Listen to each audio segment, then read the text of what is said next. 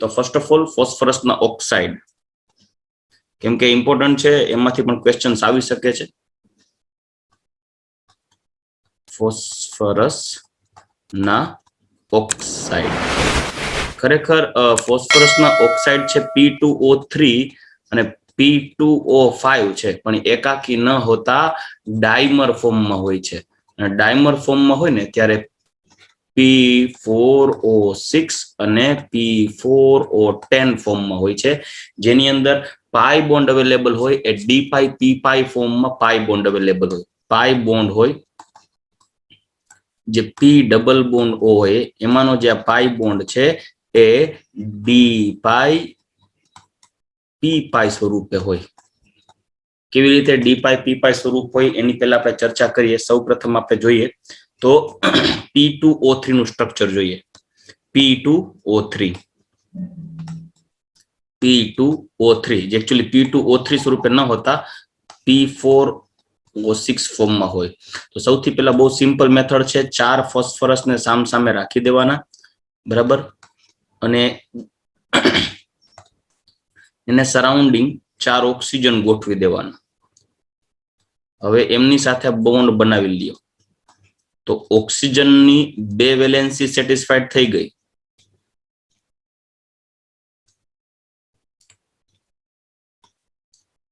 પણ ફોસ્ફરસની હજી એક વેલેન્સી બાકી છે, કે ફોસ્ફરસ કા ટ્રાઇવેલેન્ટ બોન્ડ બનાવે કા પેન્ટાવેલેન્ટ બનાવી શકે, કેમ કે 5 બંધ એટલે બનાવી શકે કેમ કે એમાં ડી કક્ષક અવેલેબલ હોય.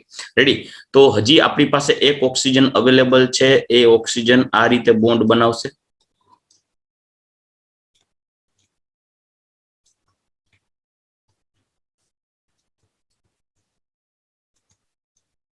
આવી રીતે 3 ડાયમેન્શનલી, અને પ્રત્યેક ફોસ્ફરસ ઉપર એક અબંધકારક ઇલેક્ટ્રોન યુગ્મ હોય. ચાલો, તો અહીંયા તમે જોઈ શકો છો ટોટલ પીઓપી બોન્ડ કેટલા છે આની અંદર. પીઓપી બંધ કુલ પીઓપી બોન્ડ કેટલા છે આમાં? 1 2 3 4 5 ને 6 છે, જેમાંથી 2 સામસામે બ્રિજ ટાઈપના છે, બરાબર. ફોસ્ફરસનું હાઇબ્રિડાઇઝેશન જોશો તો એ sp3 હાઇબ્રિડાઇઝેશન છે, જ્યારે આ ફોસ્ફરસ પણ ઓક્સિજન પણ sp3 હાઇબ્રિડાઇઝેશન બતાવે છે. આ થઈ ગયું P4O6. હવે આપણે જોવાનું રહ્યું P4O10. P4O10 એનું બંધારણ જોઈએ. 4 ફોસ્ફરસને સામસામે આની જેમ ગોઠવી દેવાના, એને સરાઉન્ડિંગ 4 ઓક્સિજન ગોઠવી દઈએ. 1 2 3 4 અને એમની સાથે જોડી દો.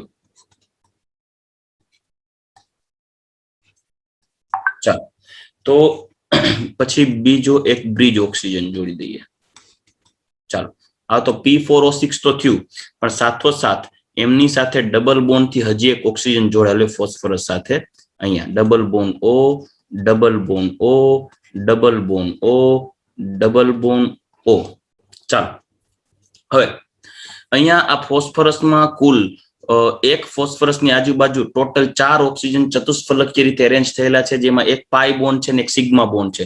તો દરેક ફોસ્ફરસ પાસે ટોટલ તમે જોઈ શકો છો ટોટલ 10 ઓક્સિજન જોડાઈ ગયા. એમાં પ્રત્યેક ફોસ્ફરસ સાથે એક સિગ્મા, ડબલ બોન્ડમાં એક સિગ્મા અને એક પાઈ બોન્ડ અવેલેબલ હોય.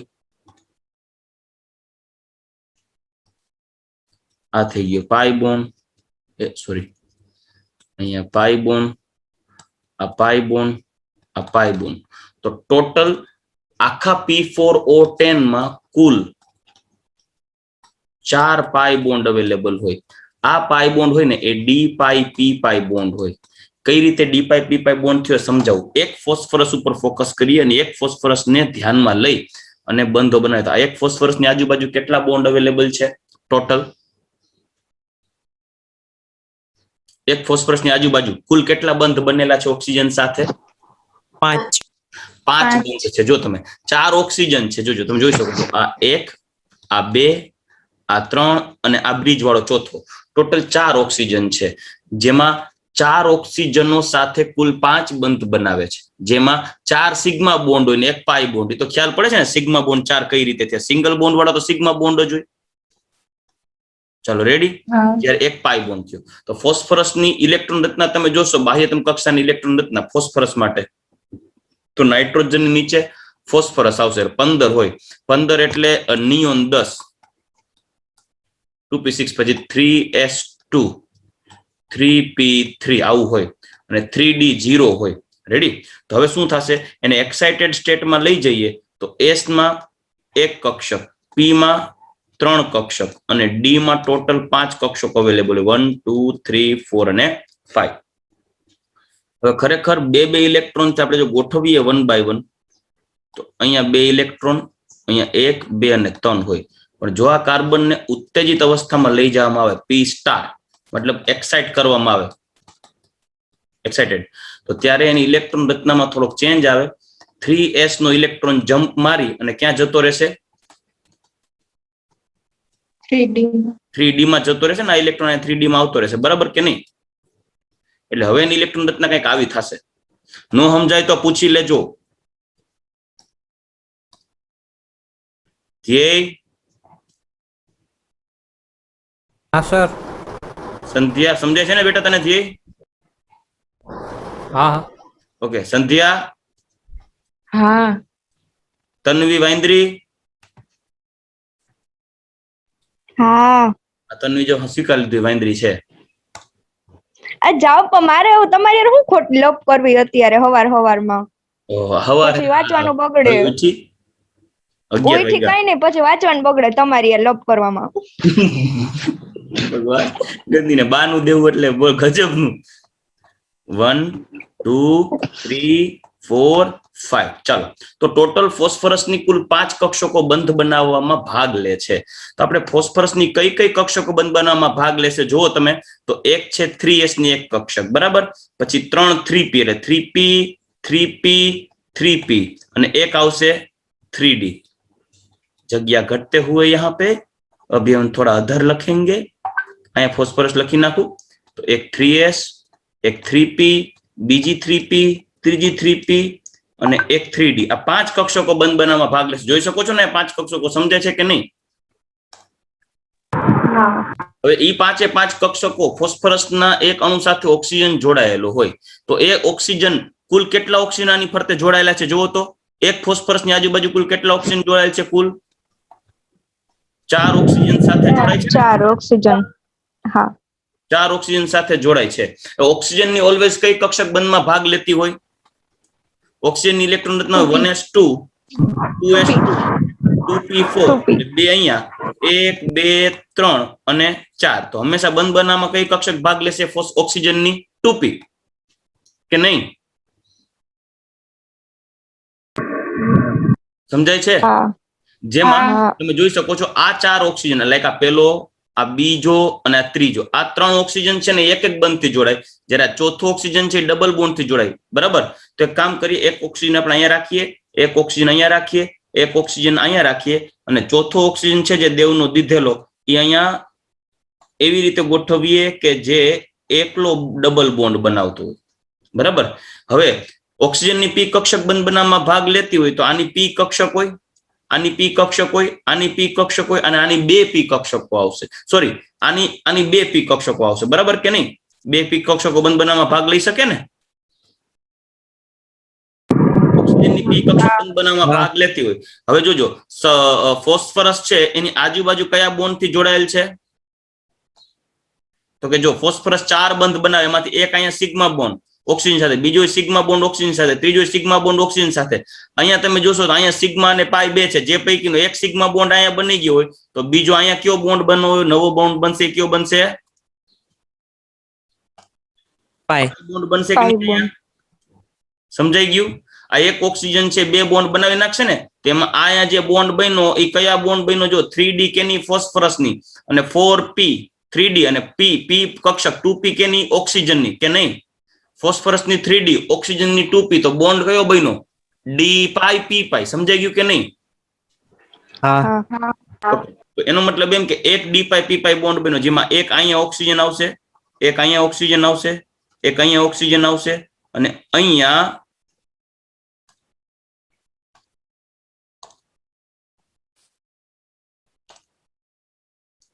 આ ઓક્સિજન 2 બોન્ડ થી જોડાયેલો હશે, જેમાં આ બોન્ડ હશે સિગ્મા સિગ્મા સિગ્મા સિગ્મા, જ્યારે આ બોન્ડ હશે પાઈ. હાલો સમજાઈ ગયું કે નહીં?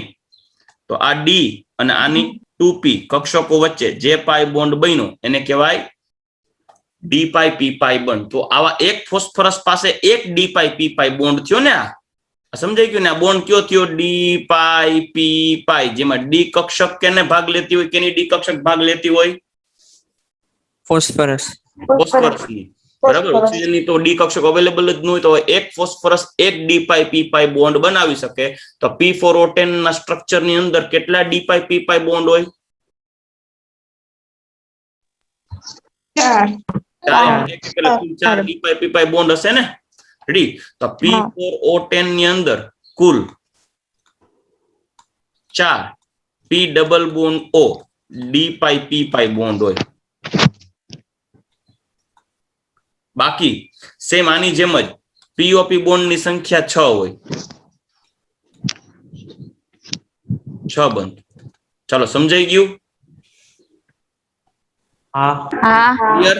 તો હવે આપણે પાછા ટેક્સ્ટ બુક ઓરિએન્ટેડ કોન્સેપ્ટ ઉપર આવીએ. અહીંયા ડી પાઈ પી પાઈ સમજાવી દીધું. ફોસ્ફરસ અને ઓક્સિજન વચ્ચે એક પાઈ બોન્ડ હોય. તમારે શું કરવાના? 5 બંધ બનાવવા હોય તો 5 કક્ષકોને એક એક ઇલેક્ટ્રોનના ભાગ પાડી દેવાના.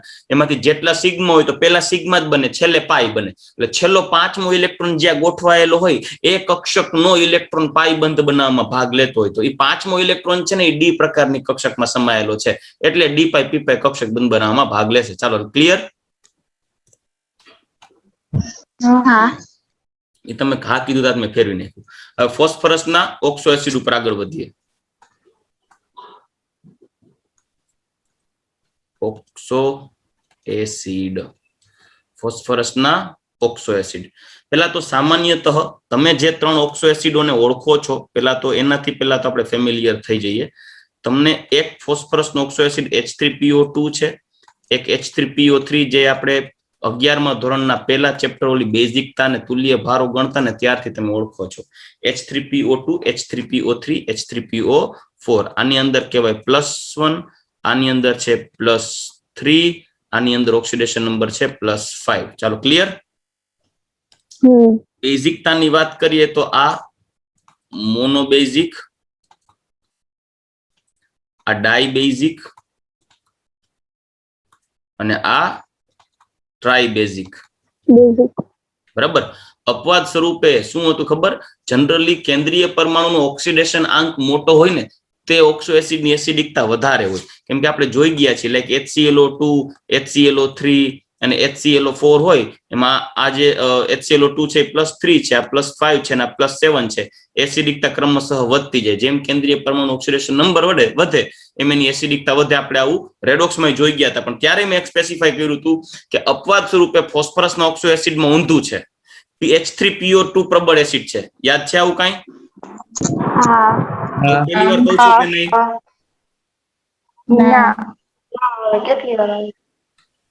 કેટલી વાર આવ્યું તો યાદ રહે, એ સારું કહેવાય એમ. બરાબર. અને આ છે વીક એસિડ. અને એસિડિટી ક્રમશઃ ઘટશે. આમાં અપવાદ રૂપે એસિડિકતા ઘટે છે. બીજી વસ્તુ રિડ્યુસિંગ પ્રોપર્ટી. આ કંઈકનો અવાજ આવે છે વિચિત્ર. મંતસા,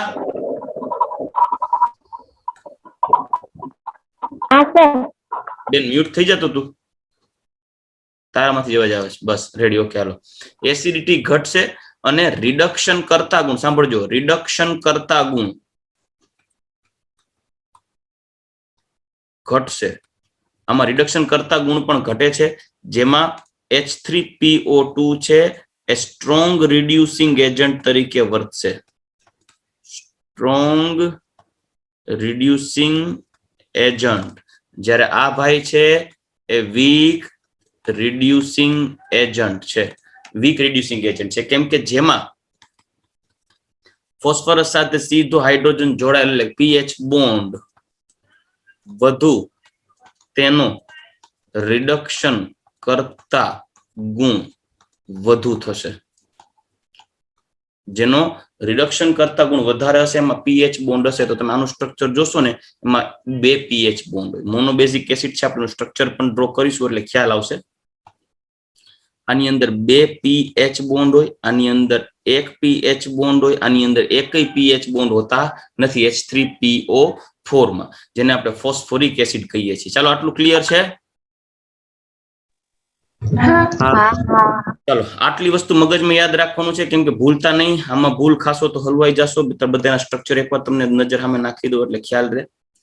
પી double bond O O H H અને H. રેડી? આ છે હાઇપોફોસ્ફરસ એસિડ. હાઇપોફોસ્ફરસ એસિડ. જ્યારે પી double bond O O H O H અને H, આને કહેવાય ફોસ્ફરસ એસિડ. એકચ્યુઅલી અસ એસિડ માંથી એક ઓક્સિજન કાઢી નાખો તો હાઇપો પૂર્વક લાગે, એટલે આમાંથી એક ઓક્સિજન કાઢી નાખ્યો છે. ફોસ્ફરસ માંથી હાઇપો વર્ડ આવ્યો એટલે ફોસ્ફરસ ની આગળ હાઇપો શબ્દ ત્યારે લગાડવાનો જ્યારે એકચ્યુઅલ બંધારણમાંથી એક ઓક્સિજન દૂર થઈ ગયો. તો આમાંથી એક ઓક્સિજન દૂર થઈ ગયો છે. રેડી? તો આ જે છે હાઇપોફોસ્ફરસ એસિડ, એમાં 2 પીએચ બોન્ડ છે અને 1 POH બંધ છે. જ્યારે આની અંદર 1 પીએચ બંધ છે, જ્યારે 2 POH બંધ. જેમાં POH બંધ હશે એટલે O અને H વચ્ચે હાઇડ્રોજન છે, એ હાઇડ્રોજન છૂટો પડે H+ ફોર્મમાં રૂપાંતર થાય, એની સંયોજકતા કહેવાય. તો આની સંયોજકતાનો આધાર આ 1 OH બોન્ડ છે, આની સંયોજકતાનો આધાર 2 OH બોન્ડ છે, અને આનો રિડક્શન કરતા ગુણધર્મ માટે આ પીએચ બંધ જવાબદાર છે, જ્યારે આમાં એક જ પીએચ બંધ છે. રેડી? અને ફોસ્ફોરિક એસિડ ની વાત કરીએ તો ફોસ્ફોરિક એસિડ નું બંધારણ આવું છે. પી double bond O O H O H O H. ચાલો રેડી? ચાલો અચ્છા, આગળનો એક પોઈન્ટ પેલા યાદ આવ્યો, મગજમાં નીકળીને પેલા કહી દો. આમાં સંકરણ કયું થયું હોય છે તો કયો? ફોસ્ફરસમાં આ P2O5 જે છે, P2O5 એનું સંકરણ કયું હોય? એનું હાઇબ્રિડાઇઝેશન કયું હોય?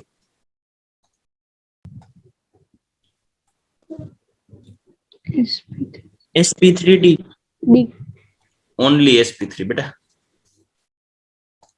sp3d ના હોય. sp3 સંકૃત. ડી હું કરવાનું આવે કયો? પેલા તો આકાર ચતુષ્ફલકીય થયો છે, એના ઉપરથી sp3 કહી દીધું, પણ ડી શું કરવાનું આવે? બોલો.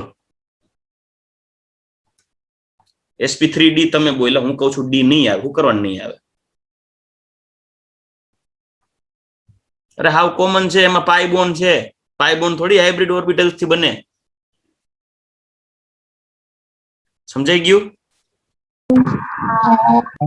હા અભય? હા બરાબર. એમાં પાઈ બોન્ડ બનાવ્યો, ડી પાઈ પી પાઈ. હાઇબ્રિડ ઓર્બિટલ નો કહેવાય. હાઇબ્રિડ ઓર્બિટલ 4 સિગ્માથી બની છે એટલે sp3 છે.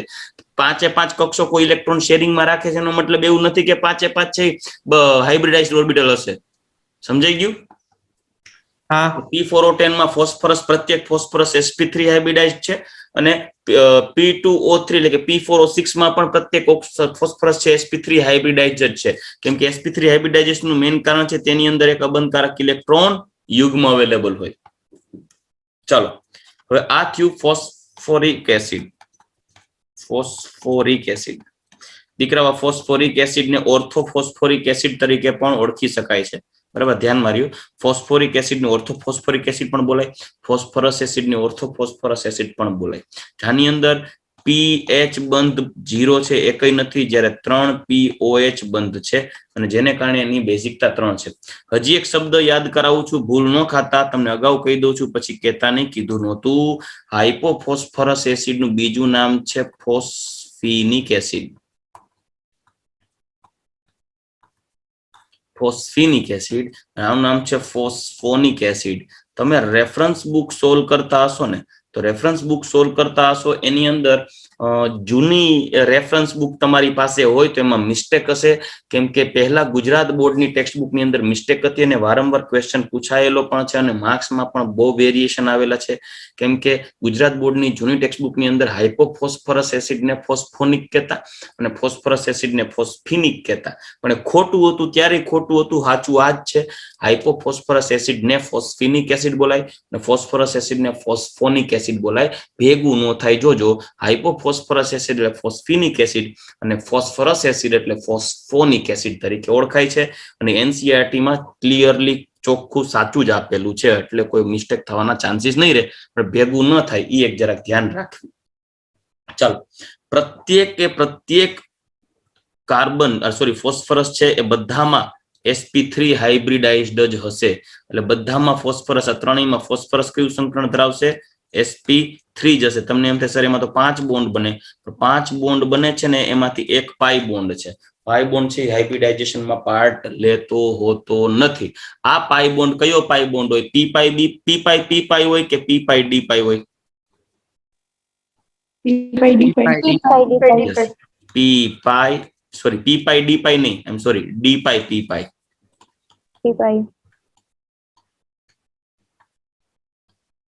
બધા એમાં પી પાઈ ડી પાઈ બોન્ડ છે. ચાલો નેક્સ્ટ આગળ વધીએ. હાલો, આટલું ક્લિયર થયું?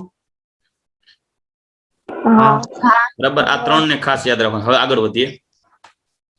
મારી પાસે માની લ્યો કે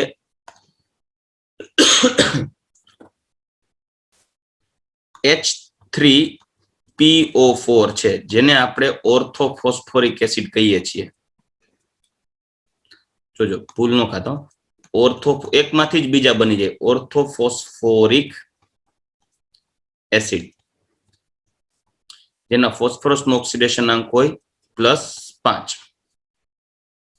જેનું બંધારણ હોય પી ડબલ બોન્ડ OH, ત્રણ એસિડિક પ્રોટોન હોય. હવે આ ઓર્થોફોસ્ફોરિક એસિડના 2 મોલ લઈ લઈએ. હવે જોજો, આના 2 મોલ લઈ લઈએ. આના 2 મોલ લઈ લઈએ અને 2 મોલ લઈ અને પાણી કાઢી નાખીએ. H3PO4 આપેલો ઓક્સો એસિડ કર્યો, બરાબર. હવે H3PO4 વત્તા H3PO4, આ બે વચ્ચેથી એક પાણીનું અણુ દૂર કરી નાખીએ, ગરમ કરી, ત્યારે બનશે, જો એક પાણીનું અણુ ગયું એટલે કેટલા વધે? H4 વધે ને, 6 માંથી 4 વધે, 2 ગયા, ઓ પાણી સ્વરૂપે, બરાબર. પી તો એમને રહેશે P2 અને 4 દુ 8 ઓક્સિજન છે, એક ઓક્સિજન પાણીમાં છૂટો પડી ગયો તો કેટલા વધ્યા ઓક્સિજન? 7. તો આ જે છે આને કહેવાય પાયરોફોસ્ફોરિક એસિડ.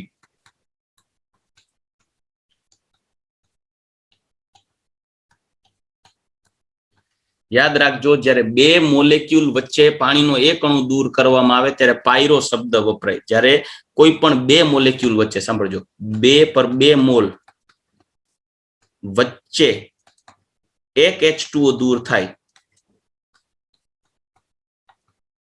ત્યારે પાયરો શબ્દ લાગે. એટલે આને પાયરોફોસ્ફોરિક એસિડ અથવા તો ડાયફોસ્ફોરિક એસિડ તરીકે પણ ઓળખી શકાય છે.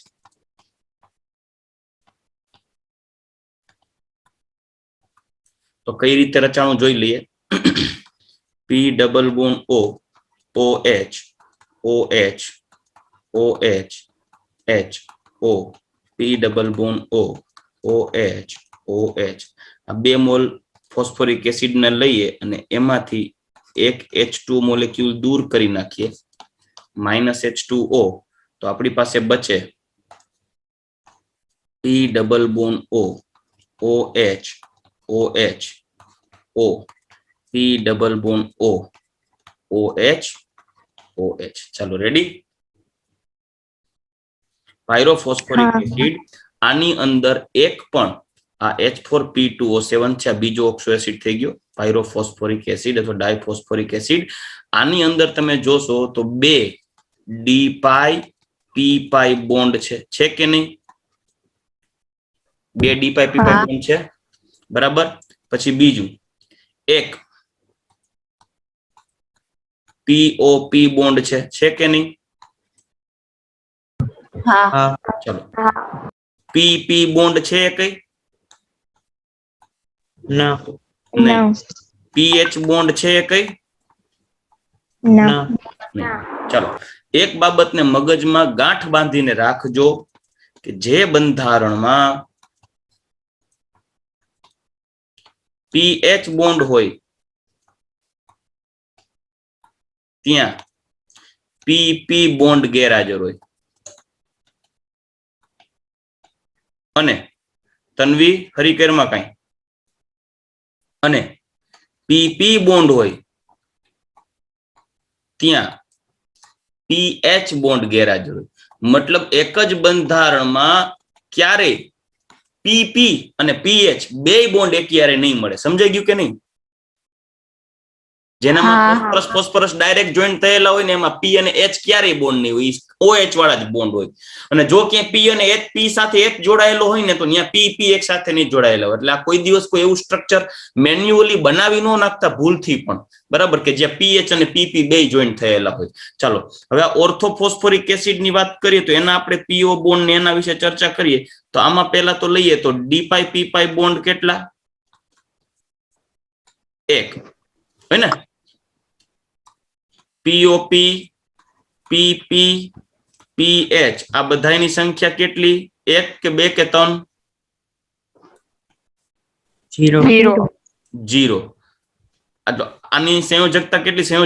આની સંયોજકતા કેટલી? વેલેન્સી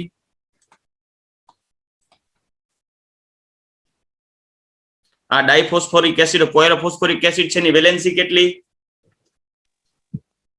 4 છે ને. OH જેટલા OH હોય એની વેલેન્સી થાય. આની વેલેન્સી કેટલી? 8 કે 10? 3. વેરી ગુડ, હોશિયાર. લ્યો હવે જોજો, આમાંથી એક જ અણુમાંથી એક પાણીનું અણુ દૂર કરી નાખે. સાંભળજો, એક જ અણુમાંથી પાણીનું અણુ દૂર કરવામાં આવે ત્યારે મેટાપૂર્વક લાગે. એક જ અણુ, જો બે અણુ વચ્ચે, બે મોલ વચ્ચે એક પાણીનું અણુ કાઢી નાખો ને તો એને કહેવાય પાયો. પણ એક જ અણુમાંથી પાણીનું અણુ દૂર કરવામાં આવે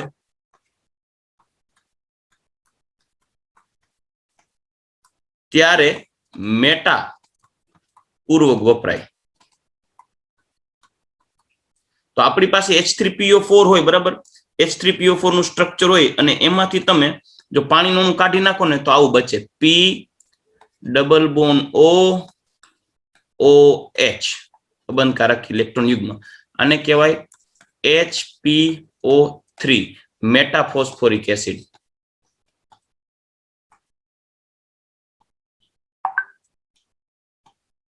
મેટાફોસ્ફોરિક એસિડ. ચાલો આ મેટાફોસ્ફોરિક એસિડ છે ને એનું બંધારણ કેવી રીતે ટૂંકમાં થયું સમજાવું. જો પી ડબલ બોન્ડ OH HPO3 હે અહીંયા તો મગજ ફરી ગયો આપણો. અહીંયા O કોઓર્ડિનેશન બોન્ડ HPO3. એટલે અહીંયાથી એક પાણીનું અણુ કાઢી નાખો તો વાહે બચે હું HPO3. જો બચ્યું કે નહીં HPO3? બરાબર, સમજાઈ ગયું? આને કહેવાય મેટાફોસ્ફોરિક એસિડ. મેટાફોસ્ફોરિક એસિડ શું કરવાને? એક જ મોલમાંથી, એક જ, જોજો 4 ઓક્સિજન 3 હાઇડ્રોજન, એમાંથી એક H2O કાઢી નાખો. 3 હાઇડ્રોજન માંથી એક હાઇડ્રોજન, એક H2O કાઢી નાખો એટલે બે H તો નીકળી ગયા અને એક O નીકળી ગયો, એક H બચે ને 3 O બચે એટલે HPO3 મેટાફોસ્ફોરિક એસિડ વપરાય. મેટા શબ્દ એક જ અણુમાંથી પાણીનું અણુ દૂર કરી નાખો ત્યારે મળે. તો આપણે ટોટલ 3 એસિડ જોઈ ગયા.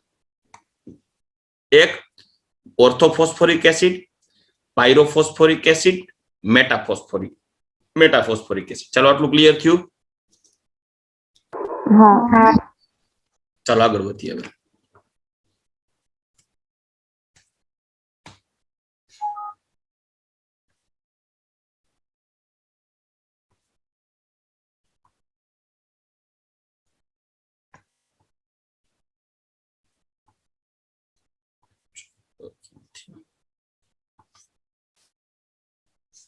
ચોંટી ગયું સમજો.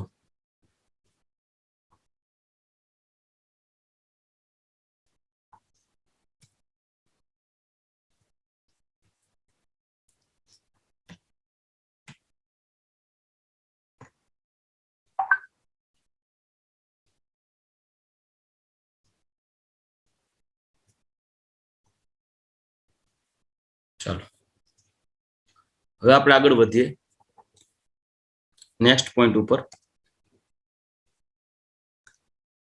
આપણી પાસે ચોથો ત્રણ જોઈ ગયા ને આપણે, એક H3PO4 જોઈ ગયા, એક H3POH4P2O7 જોઈ ગયા ને એક HPO3 જોઈ ગયા. સમજાઈ ગયું નામ તમને? ચાલો હવે પછી એક બીજું ઉદાહરણ લઈએ. મારી પાસે H4P2O7 છે, જેને આપણે શું કીધું? પાયરોફોસ્ફોરિક એસિડ અથવા ડાયફોસ્ફોરિક એસિડ કીધું કે નહીં? હા. એસિડ. આમાંથી એક ઓક્સિજન દૂર કરી નાખીએ તો બનશે H4P2O6, જેને કહેવાય હાઇપોફોસ્ફોરિક એસિડ.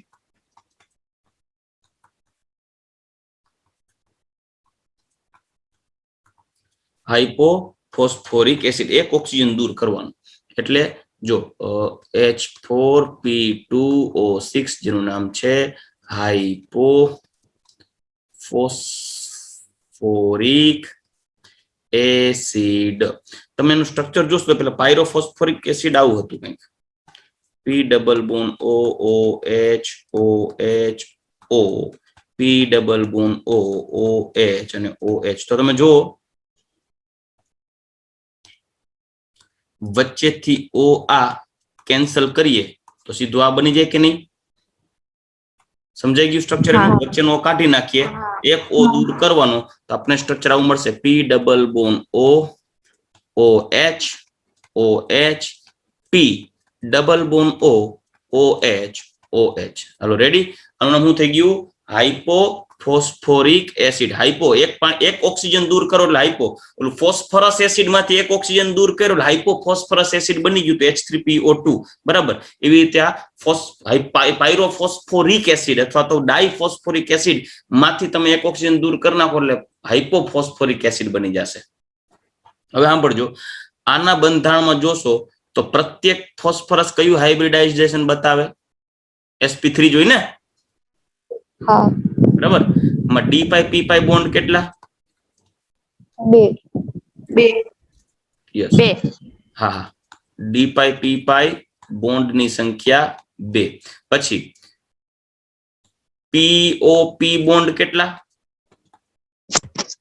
0. PP બોન્ડ કેટલા? 1. PH બોન્ડ ની સંખ્યા 0. રેડી? ચલો હજી આગળ વધારીએ. નેક્સ્ટ છઠ્ઠો એસિડ લઈએ. મારી પાસે H3PO3 હોય, જો H3PO3 હોય, એની અંદરથી એક ઓક્સિજન દૂર કરી, આને આપણે શું કહીએ છીએ? Ortho phosphorous acid. Orthophosphorous acid, જેનું બંધારણ આપણે એકવાર પાછું જરાક યાદ કરી લઈએ. P double bond OOH OH અને H, જેને આપણે ઓર્થોફોસ્ફરસ એસિડ કહીએ છીએ. એમાંથી એક ઓક્સિજન દૂર કરી નાખીએ એટલે હાઇપો પૂર્વક લાગશે. અહીંયા જે બનશે એ બનશે હાઇપોફોસ્ફરસ એસિડ, જે આપણે આગળ જોઈ ગયા. હાઇપોફોસ્ફર એક ઓક્સિજન દૂર કરીએ તો માની લો કે કોઈ એક ઓક્સિજન દૂર કરી, માનો કે આવડો ઓક્સિજન આપણે દૂર કરી નાખીએ તો આપણી પાસે કયું સ્ટ્રક્ચર બચે? તો કે બચશે P double bond OOH H. ચાલો રેડી? આવું થઈ ગયું કે નહીં? એક ઓક્સિજન દૂર કરી નાખ્યો એટલે શું બની ગયું? H3PO2. તો આ એસિડ કયું થઈ ગયું? છઠ્ઠા નંબરનું H3PO2, જેને આપણે કહીએ છીએ હાઇપોફોસ્ફરસ એસિડ, જેમાં D પાઈ P પાઈ બોન્ડ ની સંખ્યા 1. ચલો, D પાઈ P પાઈ બોન્ડ સંખ્યા 1, PP બોન્ડ સંખ્યા 0, POP બોન્ડ સંખ્યા 0, PH બોન્ડ સંખ્યા 2. આ એનું રિડ્યુસિંગ પાવર બતાવે, રિડક્શન કરતા ગુણધર્મનો નિર્દેશ કરે 2 PH બોન્ડ. ચાલો હજી આની અંદર જ આપણે આગળ વધીએ હરખપદુડા થઈને. આના 2 મોલ વચ્ચે જોજો, 2 મોલ વચ્ચે પાણીનું અણુ કાઢી નાખો.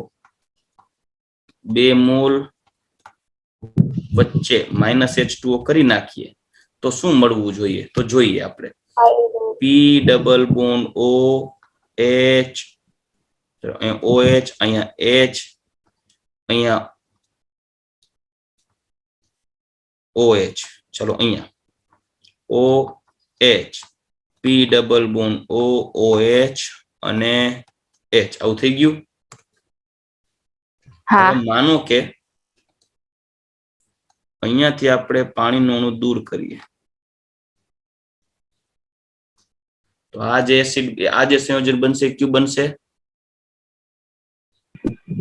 પાયરોફોસ્ફરસ એસિડ. Pyrophosphorous acid.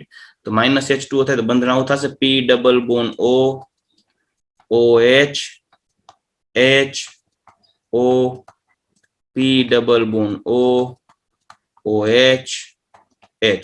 તમે જોશો જ્યાં પી અને એચ વચ્ચે બોન્ડ છે ત્યાં તમને પી અને પી વચ્ચે બોન્ડ નહીં મળે. રેડી? તો આ જે એસિડ છે આનું નામ શું થયું? પાયરોફોસ્ફોરિક એસિડ, સોરી પાયરોફોસ્ફરસ એસિડ. આનું અણુસૂત્ર શું થશે 7મા નંબરે? H4P2O5. સમજાઈ ગયું કે નહીં? H4P2O5. ચાલો હવે આમાં આની સંયોજકતા કેટલી હોય? 2. ઉપરવાળાની વેલેન્સી કેટલી હોય? 2. ઉપરવાળાની વેલેન્સી 4 હોય ને? OH OH OH OH 4 OH bond. સમજાઈ ગયું? આ સમજાઈ ગયું? ચોથામાં છઠ્ઠાની વેલેન્સી કેટલી હોય?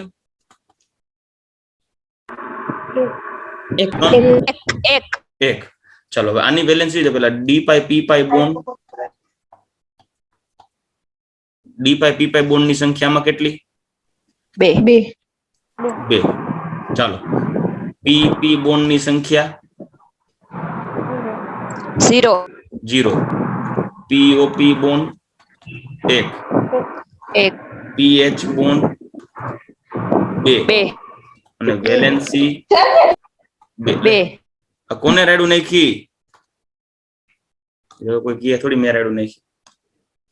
ચાલો તો અત્યારે આપણે ટોટલ કેટલા એસિડ જોઈ ગયા? 6 અને 7 એસિડ જોઈ ગયા. બરાબર. હજી આપણે જોવાના છે. આ તો આપણે જોઈ ગયા hypophosphorous acid, phosphorous acid, pyrophosphorous acid, metaphosphoric acid, hypophosphoric acid, phosphoric acid. બરાબર. આટલી વસ્તુ જોઈ ગયા અને મેટાફોસ્ફોરિક. હવે આપણે જોવાનું છે નેક્સ્ટ એસિડ પોલીમેટાફોસ્ફોરિક એસિડ. ચાલો હવે આપણે 8મા એસિડ તરફ આગળ વધીએ. યાદ રાખજો આપણે હવે જે જોઈ છે એ છે ટ્રાઇમેટાફોસ્ફોરિક એસિડ. સાંભળજો,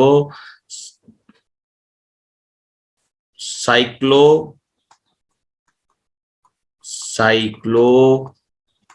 ટ્રાઇમેટાફોસ્ફોરિક એસિડ.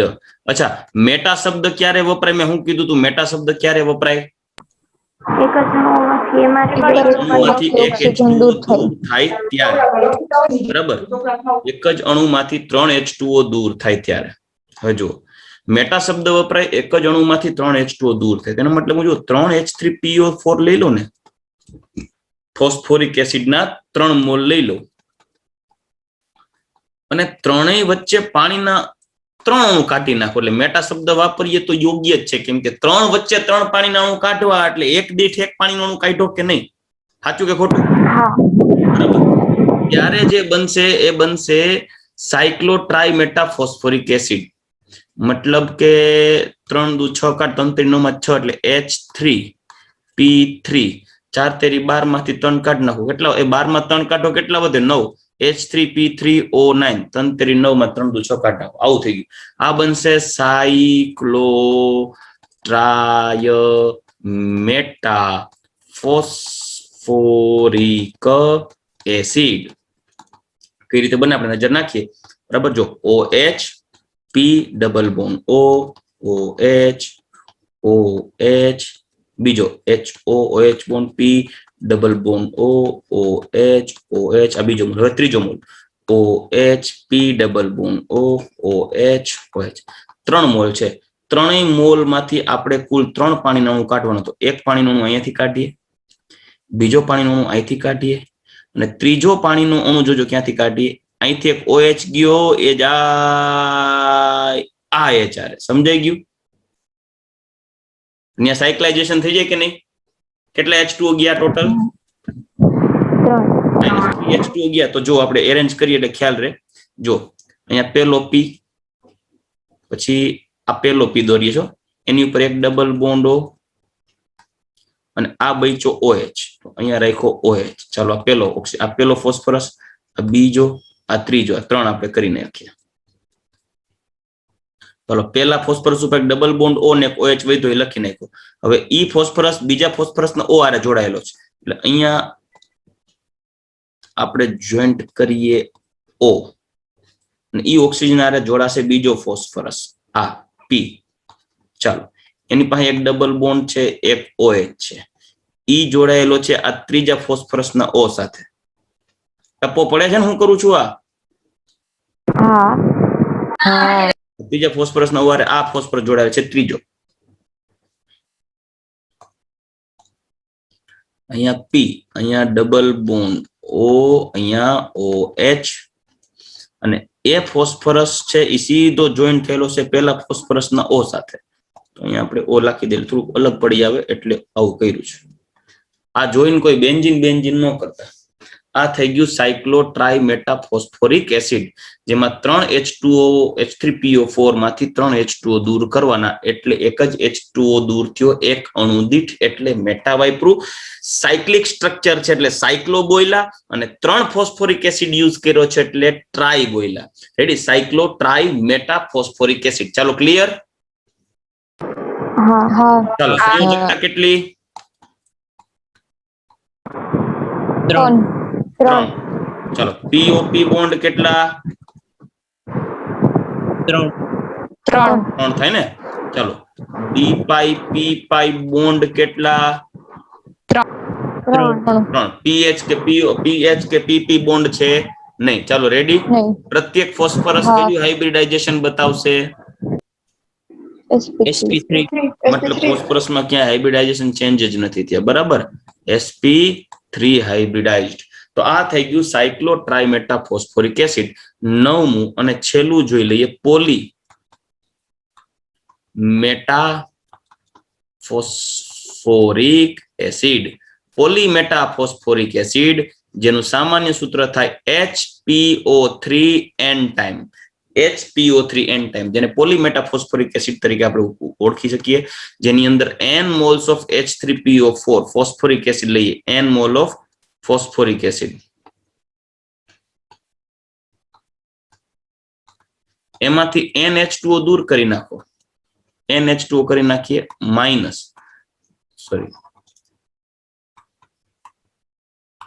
તો આપણને મળશે HPO3N ટાઈમ કેવી રીતે થશે એ આપણે નજર નાખીએ જો OH P double bond O આનું સૂત્ર કેવી રીતે બન્યું ને સમજાવું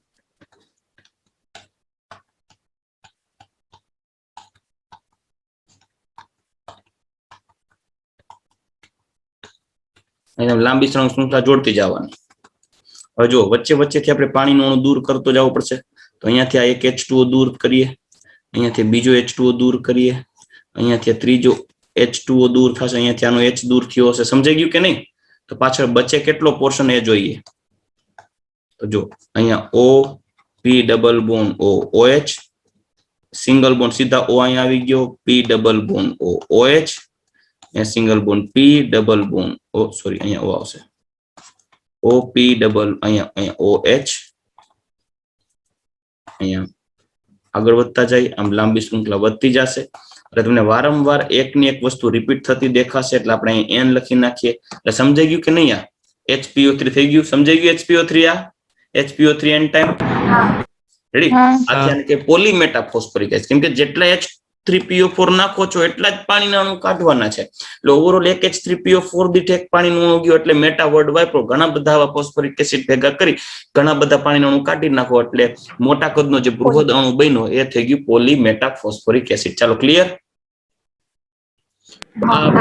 ઓક્સો એસિડ ફોસ્ફરસના ઓક્સો એસિડ અને આપણે અહીંયા પણ જોઈ ગયા ફોસ્ફરસના ઓક્સાઇડ હવે જરાક ટેક્સ્ટ બુક ઓરિએન્ટેડ એક નજર નાખી લઈએ જે તમને ખ્યાલ રહે જો હાઇપોફોસ્ફરસ એસિડ જેને ફોસ્ફિનિક એસિડ તરીકે પણ ઓળખાય છે, મેં આગળ જ કીધું ટેક્સ્ટબુકમાં સાચું જ આપ્યું છે. Phosphinic acid H3PO2 +1 oxidation number 1 POH 2 pH. બરાબર, આ અણુ આપણે આગળ આપણે બધાને ઇન્ડિવિજ્યુઅલ આપણે બંધારણ જોઈ ગયા. જેનું બંધારણ જેનું બનાવટ છે સફેદ ફોસ્ફરસ ની બેઝિક સાથે પ્રક્રિયા કરવામાં આવે ત્યારે યાદ કરો PH3 અને NaH2PO2 બન્યું હતું. NaH2PO2 નું એસિડ સાથે ન્યુટ્રલાઇઝેશન કરવામાં આવે -NaCl થઈ જાય અને H3PO2 બની જાય. ચાલો ready.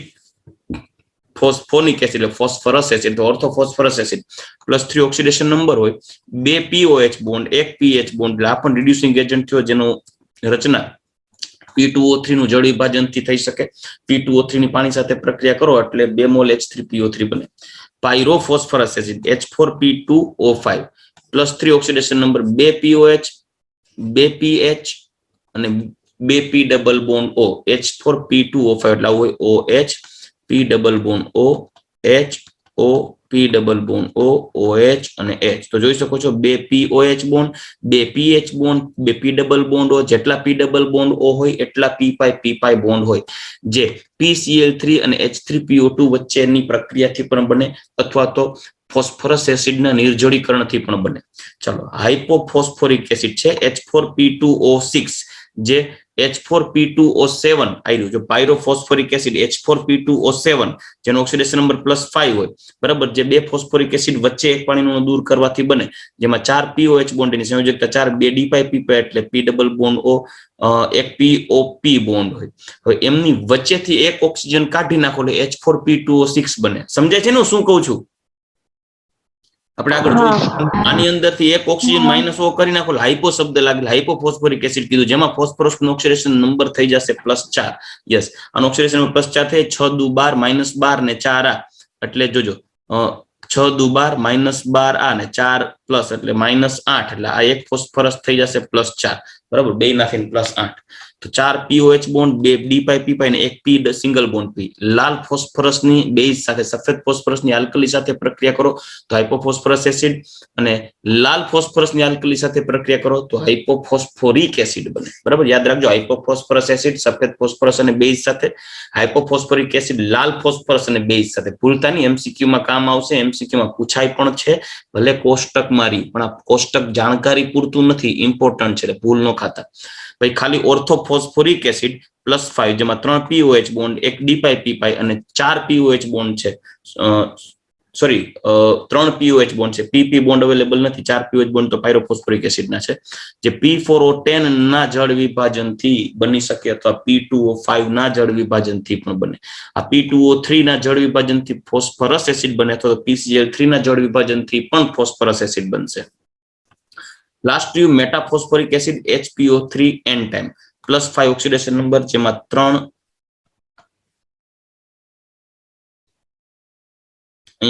POH bond 3 PO bond ને 1 POP bond.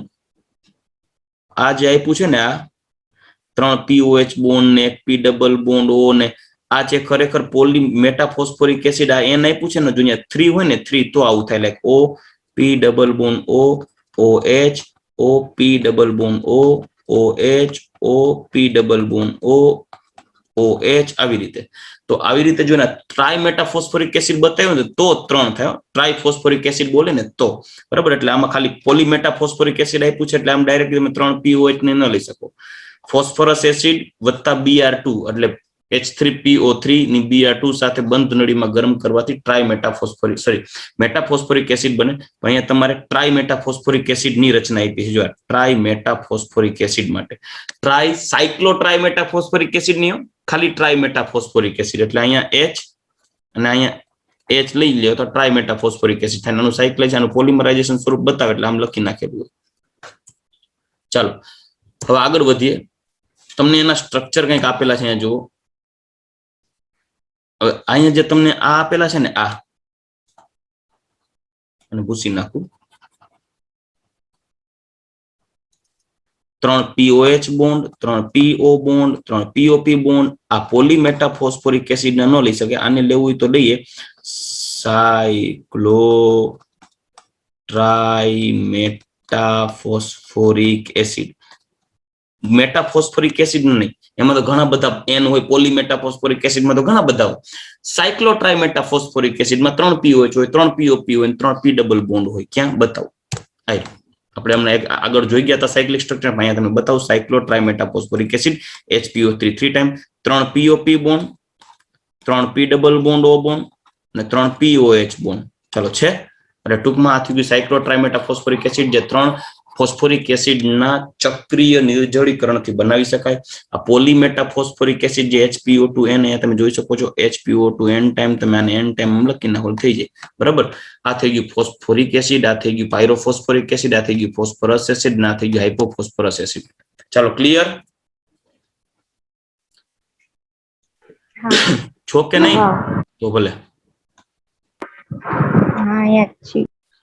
Oxo acid સંયોજનોના સંઘટન H2O અણુ અથવા ઓક્સિજન પરમાણુના પ્રાપ્ત થવાના અથવા ગુમાવવાના સંદર્ભમાં આંતર સંબંધિત હોય છે.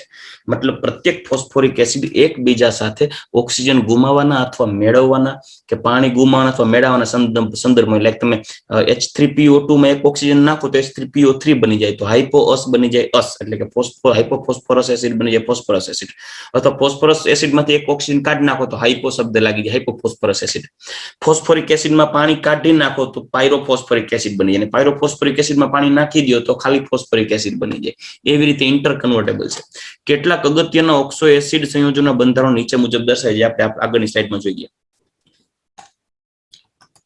અવાજ આવે છે બધાને? તો હું ક્યાં થઈ ગયો? આવ્યું.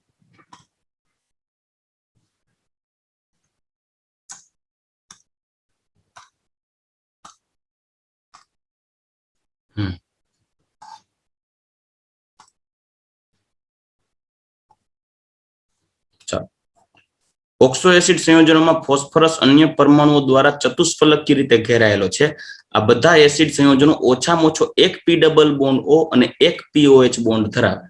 બરાબર, એટલે કે સંયોજકતા એટલીસ્ટ એક તો હોય જ. એવા ઓક્સો એસિડ સંયોજનો કે જેમાં ફોસ્ફરસની નીચી ઓક્સિડેશન અવસ્થા એટલે +5 કરતા ઓછી હોય તે P ડબલ બોન્ડ O અને POH બંધો ઉપરાંત ક્યાં તો તે P સિંગલ બોન્ડ P બતાવે અથવા તો PH બોન્ડ બતાવે. જો મેં કીધું હતું ને કે P અને P હોય અથવા તો આ P અને H હોય, બે એકયારે નહીં હોય. બરાબર, પરંતુ બંને બંધો હોય નહીં, બંને બંધો ના ધરાવે. ફોસ્ફરસની +3 ઓક્સિડેશન અવસ્થા વાળા આ એસિડ સંયોજનોની વૃત્તિ ઊંચી અને નીચી ઓક્સિડેશન અવસ્થા ધરાવતા સંયોજનમાં વિસમીકરણ પામવાની હોય. એટલે ઇન શોર્ટ કહીએ તો H3PO3 છે ને વિસમીકરણ પામી H3PO4 અને ફોસ્ફિન ગેસ PH3 બનાવે, જેમાં આ ફોસ્ફરસ +3 થી ફોસ્ફરસ +5 થઈ જાય અને અહીંયા ફોસ્ફરસ -3 થઈ જાય, જેને કહેવાય વિસમીકરણ. બરાબર. ઉદાહરણ તરીકે ઓર્થોફોસ્ફરસ એસિડને ગરમ કરવાથી તે વિસમીકરણ પામી ઓર્થોફોસ્ફોરિક એસિડને ફોસ્ફિન બનાવે. ચાલો ક્લિયર? આ શબ્દ આપણે ક્યાં જોઈ ગયા હતા તમને કહું. આપણે જયારે નાઇટ્રોજનના સંયોજનોમાં આગળ જયારે નાઇટ્રોજન અને ઓક્સિજનના ઓક્સાઇડમાં એના વિશેની વાત કર્યા હતા ને, ત્યારે આપણે એમ કીધું હતું કે નાઇટ્રોજન અને ફોસ્ફરસના +4 ઓક્સિડેશન કે +3 ઓક્સિડેશન અવસ્થા ધરાવતા ઓક્સો એસિડો અથવા સંયોજનો અસ્થાયી હોતા તે તેની મહત્તમ ઓક્સિડેશન અવસ્થા અને ન્યૂનતમ ઓક્સિડેશન અવસ્થામાં વિસમીકરણ પામે. એનું એક્ઝામ્પલ લીધું તો આપણે HNO2 છે HNO3 અને NO માં રૂપાંતરણ પામી જાય. બરાબર, એવી રીતે આ ફોસ્ફરસ એસિડ માટે પણ લાગુ પડે. હવે જે એસિડ સંયોજનમાં pH બંધ અવેલેબલ છે તે પ્રબળ રિડક્શન કરતા ગુણધર્મ ધરાવે છે. આમ હાઇપોફોસ્ફરસ એસિડ 2 pH બંધ ધરાવતો હોવાથી તે સારો રિડક્શન કરતા છે. ઉદાહરણ તરીકે AgNO3 નું ધાત્વિક સિલ્વરમાં રિડક્શન પણ કરે છે.